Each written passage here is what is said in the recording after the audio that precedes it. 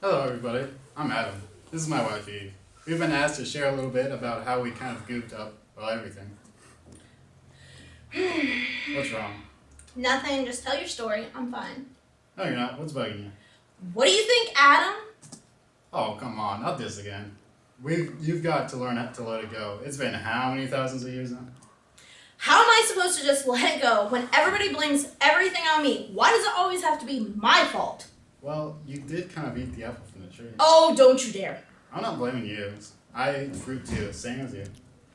You always make it sound like I need you to do it. Well, that's because... You think long and hard about what you're about to say, mister. Your name is Mud. She loves saying that, because the Hebrew word for dirt, or dust, or mud, is Adamah.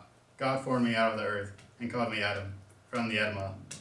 Like I said, his name is Mud. And yet, she never laughs when I jokingly call her a pain in my side. Anyway, I was not going to blame you. I was just going to say that it was all the snake's fault. He tricked you, plain and simple.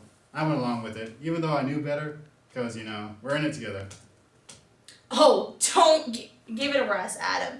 We both know you blame me.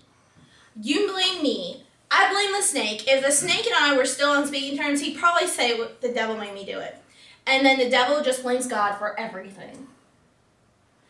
You put such a good show on for everybody, but I know how hard you work. I know how crummy life can be sometimes. I know you miss the Garden of Eden, and I know how you miss walking with God every morning and evening. I know how sad you are. Look here, I'll admit it. I miss all those things. I do. I don't particularly like hard work. Who does? But life could be so much worse. Worse? You think things could get worse? Adam, we lived in paradise. We were chased out by a flaming sword. That actually happened. We could have died.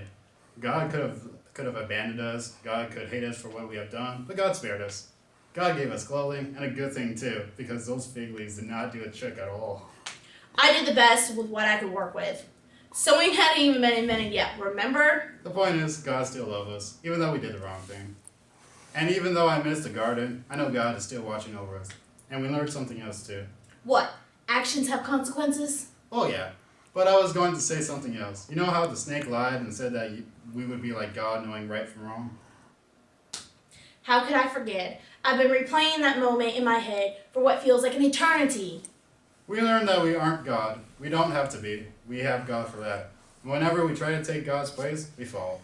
Whenever we let God be God and trust in Him, God takes care of us. That's a good thing, Eve. You're right, I guess. I mean, life is hard, but there's good things too. We might have to work at it, but we have food on our plates and clothes on our backs. We have what we need. We might be the originals, the very first sinners. We may have taught every single one of our children how to fall and fall hard. But we also taught them how to stand again, with God's help. Maybe it's not the legacy we would want, but it's not a bad one either. We just have to let God be God. You're right, of course. But that's easier said than done. Come on, let's wrap this up. I found a new fruit tree over that hill. I want you to tell me that I should eat from it, that one too. From dust you were created, Adam, and if you don't watch it, dust you will return.